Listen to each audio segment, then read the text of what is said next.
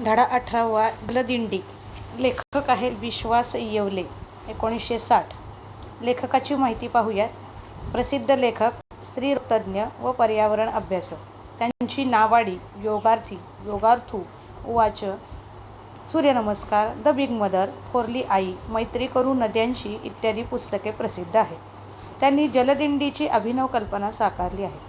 नद्यांच्या जलप्रवाहाच्या प्रदूषणाबाबत समाजात भान जागवण्याचे मोठे कार्य त्यांनी केले आहे. जलदिंडीची गोष्ट या पुस्तक रूपाने हाच प्रवास रसाळ भाषेत लेखकाने आपल्यासमोर मांडला आहे.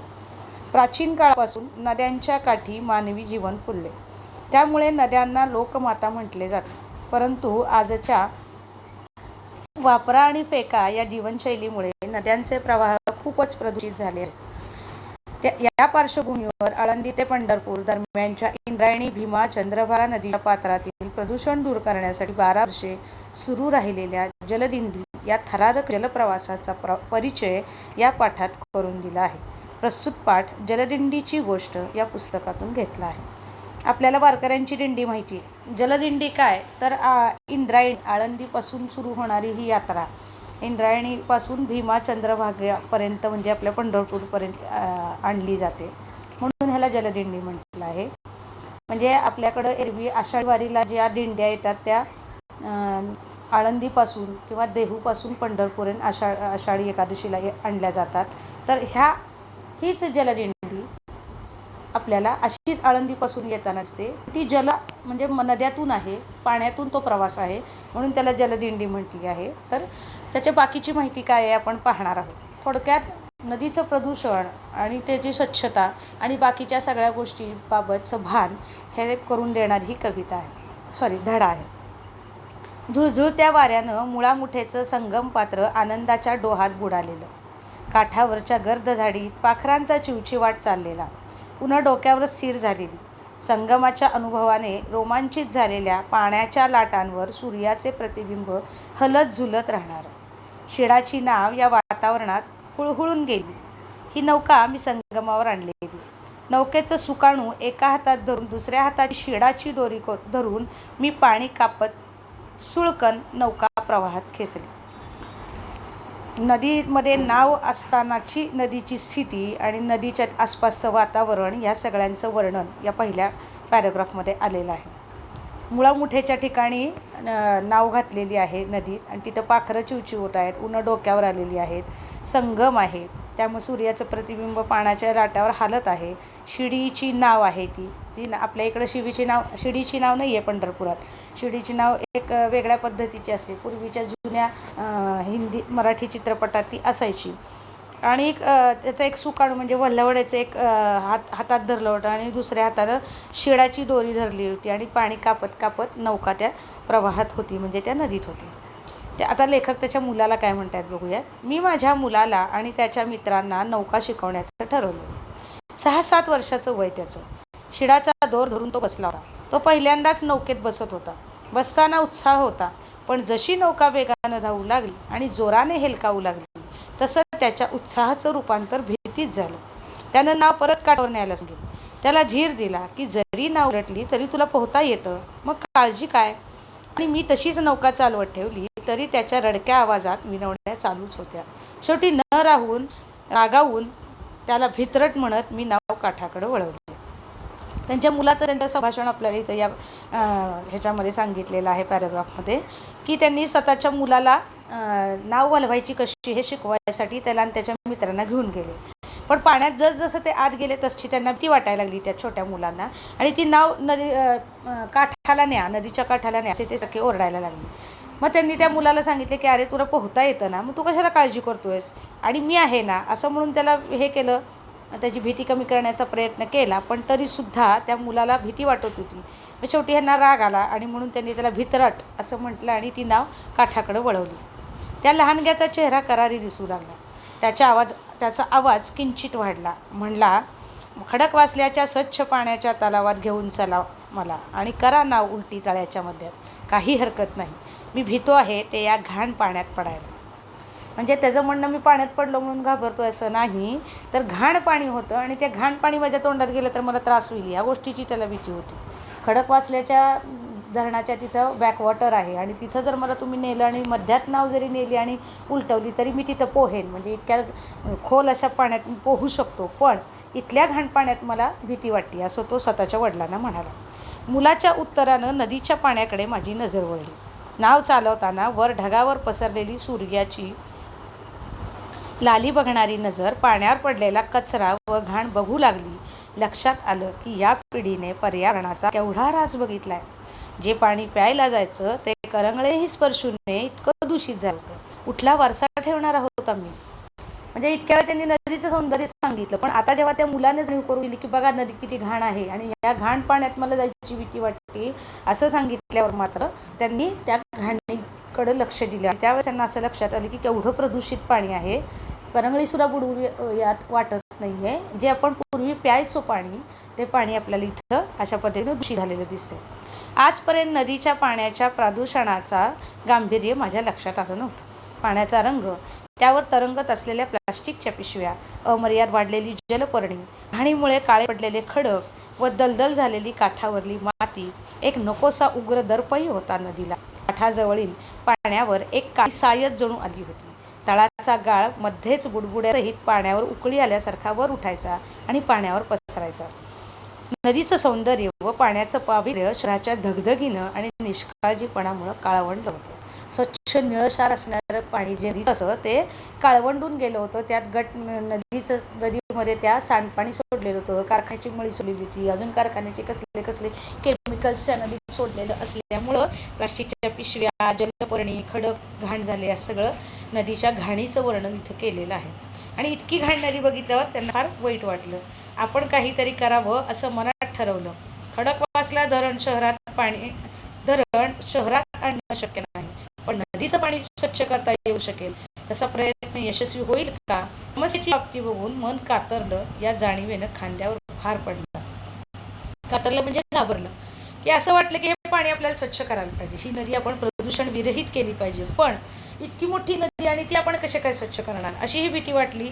पण असं वाटलं की नाही, ही जबाबदारी आपण घेतली पाहिजे. नदीचं सौंदर्य कधी काळी अनुभवलेला साथी एकत्र आणावेत आणि सर्वांनी मिळून नदीच्या स्वच्छतेचं काम करावं का? पात्रात वाढलेली जलपर्णी हे अनारोग्याचं कारण आहे, नदीच्या आणि लोकांच्याही. त्यामुळे जलपर्णी निर्मूलनाचंच काम हाती घ्यायचं ठरवलं. पण एवढं मोठं कार्य कशी सुरुवात करावी?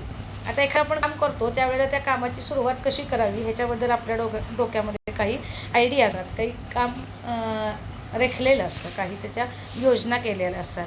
मग ह्यांनी ठरवलं की पहिल्यांदा काय करायचं, तर ती जलपर्णी जी आहे वाढलेली सगळीकडं, जलपर्णी ही नदीसाठी घातक असते. तलावासाठी, नदीसाठी, सगळ्या पाण्याच्या साठ्यासाठी जलपर्णी ही वनस्पती जी पाण्यात वाढणारी आहे ती घातक असते. ते पाणी दूषित करणारी असते. त्याच्यामुळं ती जलपर्णीच काढून टाकावी असं पहिल्यांदा ठरलं. मग कुणाला एकत्र करायचं, जर ज्यांना या गोष्टीची आवड आहे अशी माणसं एकत्र करायची आणि हे काम करायचं असं त्यांनी ठरवलं. नदीची सफाई सुरुवात म्हणून संबंधित अधिकाऱ्याच्या भेटीगाठी सुरू केल्या. त्यांनी सहकार्य करायचं आश्वासन दिलं. समविचारी मित्रांची फळी तयार होऊ लागली. प्रत्येक जण चर्चेत भाग घेत अनुभवावरून सूचना करू लागला. मग काही दिवसात लक्षात आलं की आमच्या चर्चाच जास्त आणि प्रत्यक्षात सफाईचं काम मात्र नगण्य झालेलं. तात्काळ चापट बसून जाग आली. आता मात्र स्वतः जमेल तेवढी कामाची सुरुवात करावी. धक्क्याजवळच्या जाळीच्या जाळीत अनेक प्लास्टिकच्या पिशव्या आणि कचरा अडकले आहेत, तसं तो काढावा असं ठरलं. म्हणजे अनेक जण एकत्र येऊन काहीतरी काम करावं असं सतत सगळ्यांनाच वाटायचं. मग सगळेजण नुसतेच चर्चा करायची. प्रत्यक्षात इम्प्लिमेंटेशन ज्याला इंग्रजीमध्ये म्हटलं जातं, कार्यवाही ज्याला म्हटलं जातं, ती कार्यवाही काहीच व्हायची नाही, नुसतीच चर्चा व्हायची. मग ह्याचा त्यांना राग आला. एके दिवशी स्वतःलाच त्यांना असं वाटलं की आपण काम काही करत नाही आणि नुसत्याच चर्चा करतोय, तर हे जास्त चुकीचं आहे. म्हणजे आजकाल जे जगात दिसतं किंवा समाजात दिसतं की कोरोनासाठी काहीतरी केलं पाहिजे, कोरोनासाठी काहीतरी केलं पाहिजे, कोरोना आपल्या घरात यायला नको आहे. मग त्या कोरोनासाठी पहिल्यांदा काय केलं पाहिजे, तर मास्क वापरले पाहिजे, सॅनिटायझेशन केलं पाहिजे. तर मास्क वापरता घरातली एकही व्यक्ती बाहेर पडता कामा नये. पण हे न करता नुसती कोरोनाच्या रोगावर जर चर्चा करत राहिलो आपण तर हे बरोबर नाही. पण हे असंच होताना सगळीकडे दिसतं. प्रत्यक्ष कार्यवाही करायची कुणाला इच्छा नसते, पण चर्चा मात्र सगळेजण भरपूर करतात. तसंच या नदीच्या प्रदूषणाच्या बाबतीत झाले आहे. त्यांनी बऱ्याच बैठका घेतल्या, बऱ्याच चर्चा केली, असं करूया, तसं करूया, तसं करूया. पण प्रत्यक्षात काम कुठनं सुरुवात करायचं आणि ते कसं करायचं या गोष्टीची कुणालाच आयडिया आलेली नव्हती. त्याच्यामुळं त्यांना त्याचा स्वतःचा राग आला आणि त्यांनी एक दिवशी असं ठरवलं की धक्क्याजवळ झाडीच्या जाळीत, जिथं झाडी असते आणि त्याची जाळी पसरलेली असते, तिथं अशा ठिकाणी अनेक प्लास्टिकच्या पिशव्या अडकून पडलेल्या असतात. म्हणजे प्लास्टिकच्या पिशव्या अडकून पडण्यासाठी खडक, जाळी, झाडं हे जागाच असतात, तिथं अडकलेले होते. मग त्या सगळ्या काढाव्या आणि तिथला कचरा काढून घ्यावा असं त्यांनी ठरवलं. मनात काहीतरी केलं पाहिजे या उत्साहाचं वादळ होतं, पण प्रत्यक्षात एकही पान हलत नव्हतं, एक पानही हलत नव्हतं. सारं वाटायचं की काही केलं पाहिजे, काही केलं पाहिजे, पण प्रत्यक्षात काम काहीही होत नव्हतं. काही न करता हातावर हात ठेवून तसंच बसून राहिलो. मग आईचे शब्द आठवले. हातावर हात धरून बसण्याऐवजी, दुसऱ्यांच्या हातानं काम करून घेण्याऐवजी स्वतःचेच हात वापर की कचरा काढायला. मग उत्साहाच्या भरात मी भराभरा शेजारच्या झाडात अडकलेलं प्लास्टिक काढू लागलो. ही कृती अन्य सहकाऱ्यांच्या लगेच खेचून घेऊन आली. जे काम तोंडी समजावून सांगून 8-10 दिवस झालं नव्हतं, ते 8-10 मिनिटात पार पडलं सुद्धा. आता जमेल तेवढं आणि जमेल तेव्हा स्वच्छतेचं अभियान चालवायचं होतं. म्हणजे बघा, आईने लहानपणी सांगितलेलं होतं त्यांच्या की लोकाला कामाला लावण्यापेक्षा स्वतः उठून काम करायला लाग, म्हणजे ते काम पटकन होईल. मग ह्यांनी जसे तिथले प्लास्टिकच्या पिशव्या काढायला सुरुवात केली, तसंच त्यांच्याबरोबर चर्चा करण्यासाठी आलेली जी माणसं होती त्यांनी सुद्धा त्यांचं अनुकरण करायला सुरुवात केली. 8-10 मिनिटात तिथला सगळा परिसर स्वच्छ झाला. आणि मग आता हे स्वच्छतेचं अभियान आपण पुढं चालवायचं असं सगळ्यांनी ठरवलं. नदीचं प्रदूषण अनेक प्रकारचं होतं. मैला पाणी, रसायनं, तरंगत बुडत असलेल्या टाकाऊ वस्तू, गाडीच्या चाकापासून चपलापर्यंत वापरा आणि फेका या संस्कृतीला धरून जे काही आज मी वापरत होतो ते सर्व मी दिसत होतं ते या पात्रात. म्हणजे आपण ज्या ज्या वस्तू फेकून देतो त्या नदीच्या पात्रात फेकून दिलेल्या तिथं दिसत होत्या. त्याच्यामुळं यूज अँड थ्रोसाठी ज्या वस्तू आपण वापरतो त्या सगळ्या तिथं तरंगणाऱ्या, बुडणाऱ्या, अगदी चपलापासून अनेक गोष्टी त्या नदीच्या पाण्यात प्रदूषणाच्या ठिकाणी दिसत होत्या. या प्रदूषणाच्या अग्रणी म्हणून जलपर्णी बंद वाढली होती. नदीचा काठच काय तो तिला रोखत होता आणि तिच्यावर डासांची बेसुमार पैदास झाली होती. म्हणजे अजून घाण काय होती तर जलपर्णी नावाची वनस्पती असते जी पाण्यावर वाढते आणि त्या पाण्याचं सगळं भाग प्रदूषित करून टाकते. ती प्रदूषणामुळं तिथं डास भरपूर वाढलेले होते आणि अशा पद्धतीने पूर्ण नदी खराब झालेली तिथं दिसत होती. दिवसभर काम करून डोळ्यासमोरची जलपर्णी आणि तरंगता कचरा सर्वांनी काढला. कचऱ्याला हात न लावू इच्छिणारे दुसऱ्यांना बघून आपोआप आपली घृणा विसरली. दिवसभर उन्हात राबून, वलवून, वाकून, कचरा उचलून कष्ट बरेच झाले होते, पण थकवा जाणवत नव्हता. स्वच्छ झालेल्या नदीचा भाग समाधानात बघत सर्वजण संध्याकाळी आपापल्या घरी गेले. पाण्यावरची घाण होती ती, तो कचरा होता, तो प्रदूषण होतं, ते सगळं बऱ्याच दिवसाचं होतं आणि सगळ्यांनी मिळून कष्ट करून उन्हात दिवसभर राबून वलवून तो कचरा सगळा काढलेला होता. आणि जेवढा म्हणून जो नदीचा भाग पूर्णपणे हे झाला होता, चांगला स्वच्छ झालेला होता, तो मात्र आपल्याला तिथं दिसत होता. आणि ते सगळं झाल्यावर मात्र त्यांना समाधान वाटले की अशा पद्धतीनं आपण हे काम केलेलं आहे स्वच्छ असं. मी दुसऱ्या दिवशी नदीवर जायला निघालो. डोळ्यासमोर कालचं नदीचं स्वच्छ झालेलं रूप होतं. सुंदर काठ आणि स्वच्छ केलेल्या नदीचं जलपर्णी आणि कचराविरहित पात्र. पण काठावर येऊन बघतोय तर नदी पात्र परत कचऱ्यानं व पाल्यानं भरलेलं होतं. सर्व श्रम वाया गेले होते. आम्ही आदल्या दिवशी साफ केलेल्या जागी प्रवाहाबरोबर परत कचरा वाहत आला होता. अशा कामाचा थकवा आता मात्र लगेच जाणवू लागला. म्हणजे असं वाटलं की अरे वा, आपण इतकी छान नदी स्वच्छ केली, आता उद्या सकाळी बघताना आपल्याला बरं वाटेल, तिथला सगळा भाग स्वच्छ असेल. पण नदीचा प्रवाह तो होता, जिथून जात होता त्या प्रवाहाबरोबर पुन्हा सगळ्या या वस्तू तिथं आलेल्या दिसत होत्या आणि पुन्हा ती नदी घाण झालेली दिसत होती. आता मात्र काल दिवसभर आपण काम केलं आणि ते घाण झालेलं पुन्हा स्वच्छ केलं, तर पुन्हा ते घाण झाले आणि ते स्वच्छ करायची पाळी आली. म्हणजे की सगळ्यांना वाईट वाटलं आणि कामाचा त्या थकवा वाटायला लागला. म्हणजे आपण घरात एखादी स्वच्छ फरशी पुसावी आणि छोट्या मुलं येऊन त्याच्यावर पाय देऊन चिखलाचे वगैरे जावे आणि तो आपल्याला राग येईल की आपल्या केलेल्या कष्टाचं आपल्याला जे वाटेल की आत्ताच मी कसं सगळं स्वच्छ केलं आणि आत्ता पुन्हा हे मला घाण काढायला लागेल, त्यावेळेला मानसिक थकवा जास्त येतो. तसं त्या लोकांचं झालेलं आहे. मग त्यांनी काय केलं बघा, रात्री अंथरुणावर पडल्या माझ्या मनात विचार आला, वाडी गावापासून कसबा नगर व आज महानगर ही वाढ होताना आधीच जर नदीकाठचा विशिष्ट रुंदीचा पट्टा फक्त फक्त वनराईसाठी राखला असता तर सांडपाणी अशुद्ध होत नदीत गेलं असतं. ते पाणी झाडांसाठी खत पाणी झालं असतं. झाडंही फोपावली असती व नदीपात्रातून येत शहरात पसरत येणारी हवाही शुद्ध राहिली असती. भूतकाळात केलेल्या कामामुळे हा वर्तमान आहे. मी व्यक्तिशः व माझ्या आधीच्या पिढ्यांनी केलेल्या कामामुळे आज मी इथे आहे. भोगा आता गतकर्माची फळ. काय सांगितलं त्यांनी की आता नदीकडं जाणारे जे घनपाणी आहे इथंच वृक्ष जर लावले असते, झाडी जर लावली असती तर त्या नदीच्या पाण्यावर सांडपाण्यावर शहराच्या सांडपाण्यावर ती ती झाडं वाढली असती, शुद्ध हवा मिळाली असती आणि ते नदीत जाणारं पाणी आहे ते स्वच्छ होऊन गेलं असतं. म्हणजे ज्याला आपण म्हणतो की टाउन प्लॅनिंग करताना म्हणजे एखाद्या शहराच्या सीमारेखा आखतानाच या गोष्टीची तिथं जाणीवपूर्वक योजना केली जायला पाहिजे होती की इथं नदी आहे ना, त्या नदीचा काठ स्वच्छ राहायला पाहिजे. या नदीत डायरेक्ट पाणी नाही आलं पाहिजे, मैला पाणी, सांडपाणी वगैरे. मग त्याच्यासाठी काय करायचं तर नदीच्या अलीकडंच वनराई निर्माण करायची आणि त्या वनराईला लागणारं पाणी कुठलं येणार तर ते सांडपाण्यात येणार. त्या सांडपाण्यातनं स्वच्छ झालेलं पाणी नदीकडे जाईल आणि त्या नदीतलं चांगलं पाणी तसंच राहील आणि तुम्हाला त्याच्यावरनं शुद्ध हवा येईल. म्हणजे टाउन प्लॅनिंगचा भाग फार महत्त्वाचा आहे. पण हे भूतकाळात सगळं असं झालेलं असल्यामुळं आधीच्या पिढ्यांनी हे सगळं काम असं करून ठेवल्यामुळे आता प्रचंड प्रदूषण, घाण इथं निर्माण झालेलं दिसत होतं. म्हणून लेखक म्हणतोय भोगा आता आपल्या कर्माची फळं. दुसऱ्या दिवशी जलपर्णी काढण्याचं काम पुन्हा सुरू झालं. आधी रविवारी होणारं काम हळूहळू दररोज होऊ लागलं. बहुधा ती जीवनशैली बनली आमची. काही वेळेस यश मिळायचं पण नदीचं स्वच्छ रूप हे ध्येय आहे हे लक्षात ठेवून काम चालू राहिलं. आळंदीहून निघून इंद्रायणी, भीमा नद्याहून प्रवास करताना नदीची स्वच्छता करत पंढरपूरला पोचायचे ठरले. नदीमार्गे प्रवास करायचा हे ठरवून प्रवासाची ढोबळ रचना आकार घेऊ लागली. म्हणजे जसं एरवी आपल्याकडं आषाढीच्या दिंड्या आळंदीहून पंढरपूरपर्यंत चालत येतात, दिवे घाटातून पुण्यावरनं फलटण मार्गे असं चालत येतात. असाच चालायचा मार्ग दिंडीचा साधारणपणे असतो. पण या लोकांनी आळंदीवरनं म्हणजे आळंदीमध्ये इंद्रायणी नदी आहे, त्या इंद्रायणी नदीतून आपल्या भीमा नदीपर्यंत किंवा चंद्रभागा नदीपर्यंत पाण्यातनं प्रवास करायचा ठरवलं आणि त्यांची सगळी प्रवासाची एक रचना आकार घेऊ लागली. नंतरचे काही महिने साधन सामुग्री जमा करण्यात गेले. मुक्कामाच्या संभाव्य गावाच्या भेटी झाल्या. मित्रांशी बोलणं झालं. संस्थांना सांगून त्यांना सहकार्यासाठी विनवलं. मदतीचे अनेक ठिकाणावरून पुढे आले. नदीतून पंढरपूर प्रवासाचे एक कुटुंब तयार होऊ लागलं.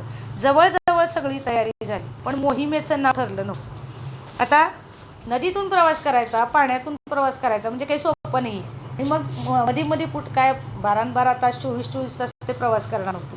कुठंतरी थांबणं भाग होतं, खाणं पिणं भाग होतं, काही नाश्ता करणं भाग होतं. ह्या सगळ्या गोष्टी करत असताना मग मध्ये जी गावं येतील त्या गावातल्या काही संस्थांना हाताशी धरलं आणि तिथला भाग स्वच्छ करायचा, प्रदूषण विरहित ती नदी करायची आणि पुढं चालायचं. अशा पद्धतीचं नदीचं प्रदूषण कमी करायचं हा एक भाग होता. दुसरा भाग असा होता की पाण्यातनं यायचं होतं, त्याच्यामुळं लोकसहभाग महत्त्वाचा होता. त्याच्यामुळं अनेक लोकांना हाताशी धरलं, लोकांनी भरपूर मदत केली आणि नदीतून पंढरपूरकडे येण्याचं एक त्यांचं असं कुटुंब तयार झालं. म्हणजे अनेक लोक त्यांच्याबरोबर हे काम करण्यासाठी तयार झाले. हे सगळी तयारी झाली पण हे सगळे जी मोहीम करणार होते त्याला काही नाव सुचत नव्हतं त्यांना किंवा नाव ठेवलं नव्हतं त्यांनी अजून. पंढरपूरला सगळे लोक चालत जातात. पालखी सोहळा होतो. बरोबर दिंड्या चालू लागतात. आपली ही दिंडीच नदीच्या प्रवाहातून आपली दिंडी जाणार. मग नाव ठेवू जलदिंडी. मी मगाशी सांगितल्याप्रमाणे रस्त्यावरनं लोक चालत येतात ते पायी दिंडी असते. मग ह्यांनी ठरवलं की आपणही पंढरपुरात जाणार आहोत आणि पालखी सोहळा जो असा असतो तो आपण नदीच्या स्वच्छतेचा करत आहोत. तर आपण या अशा प्रकारची दिंडीच आपली एक आहे तर ह्याला आपण जलदिंडी असं नाव ठेवूया. मी सर्वांना एकत्र बोलवून सांगितलं. सकारात्मक स्वास्थ्य, पर्यावरण आणि अध्यात्म यांची सांगड घालणारी दिंडी म्हणजे जलदिंडी. जे धड्याचं नाव त्यांनी दिलं. जलदिंडी म्हणजे काय तर सकारात्मक स्वास्थ्य. सकारात्मक स्वास्थ्य म्हणजे नदीच्या मुळं होणारं जे प्रदूषण आहे त्या प्रदूषणातनं ते पाणी आपल्या पोटात जातं आहे. लक्षात ठेवा, ते पाणी आपल्या पोटात जातं. पुन्हा त्या पाण्याची जी हे होती प्रदूषित होती ती नदी, त्याच्यामुळं ते जे पाणी पिकाला जातं ते पिकंही आपल्याच पोटात जातात. म्हणजे अनेक मार्गाने ते प्रदूषित पाणी आपल्या पोटात जात असतं. तर अशामुळे स्वास्थ्य बिघडतं. म्हणून सकारात्मक स्वास्थ्य, पर्यावरण पर्यावरणाचा ऱ्हास होता जो आपल्याला दिसतोय, पाणी प्रदूषित होताना दिसतोय तो भाग, आणि अध्यात्म. दिंडी आहे, दिंडीचं नाव घेतलेलं आहे. आणि चंद्रभागा ही आध्यात्मिक पातळीवरचं एक काम करणारी नदी आहे. म्हणजे तिला आध्यात्मिक क्षेत्रात खूप महत्त्व आहे, कारण ही सगळ्या नद्यांची पापं गंगेत धुतली जातात असं म्हणतात. तर हे चंद्रभागेचं वैशिष्ट्य काय आहे, तर सगळ्या नद्यांची पापं इथं धुतली जातात. अशा जलदिंडीची तिथं सुरुवात झाली. जलदिंडी, सर्वांची दिंडी, इसवी सन 2002ला सुरू झालेली ही जलदिंडी सलग 16 वर्षे चालू राहील. आणि मग त्यांनी अशा पद्धतीनं जलदिंडी सुरू केली 2002ला, आणि 16 वर्ष सलग ही जलदिंडी आपल्याकडं येत राहील. माझे वडील वैकुंठवासी वानोपात सर हेही या जलदिंडीच्या लोकांचं वेलकम करायला, स्वागत करायला नेहमी चंद्रभागेच्या काठी जायचे आणि या लोकांच्या सगळ्यांचा सत्कार करायचे. त्यांचाही सहभाग त्यामध्ये असायचा. या निमित्तानं मला त्यांची आठवण झाली, कारण मी अनेक वेळेला त्यांचं फोनवरनं हे बोलणं ऐकलेलं होतं की जलदिंडी आलेली आहे, महाराजांनी तुम्हाला बोलवले, त्याचा आपल्याला सत्कार करायला जायचं. आणि माझे वडील अनेक वेळेला ही लोक आळंदीपासून पंढरपूरपर्यंत जलप्रवास करत, नौकानयनानं किंवा नावेनं यायची, आणि म्हणून पंढरपुरात आल्यावर त्यांचं खास असं स्वागत व्हायचं. अशा या लोकांचं स्वागत करण्याचं काम माझ्या वडिलांनी अनेक वर्ष केलेलं होतं, ते या निमित्तानं मला आठवलं. अशी ही जलदिंडी. मुलांना तुम्हाला यातनं काय घ्यायचं आहे, तर आपली इथं जी नदी अपवित्र होते, घाण होते, प्रदूषित होते, त्याचंही तुम्हाला स्वच्छता करण्याचं एखाद्या दिवशी तरी यातनं प्रोत्साहन मिळावं, प्रेरणा मिळावी, ह्याच्यासाठी तुम्हाला हा धडा आहे. म्हणजे जलप्रदूषण कसं टाळावं हे धडा सांगणारा तुम्हाला हा दिसतो. अशा पद्धतीने आपण यातनं जलप्रदूषण, वायू प्रदूषण, वातावरणातलं प्रदूषित हवा, ह्या सगळ्याचा अभ्यास किंवा या सगळ्याचा एक सजगपणा तुम्हाला यावा, यासाठी अशा प्रकारच्या अभ्यासाचं आयोजन तुमच्यासाठी केलं जातं. याची प्रश्नोत्तर तुम्ही सोडवायचे आहेत. ठीक आहे, धडा इथं संपलेला आहे.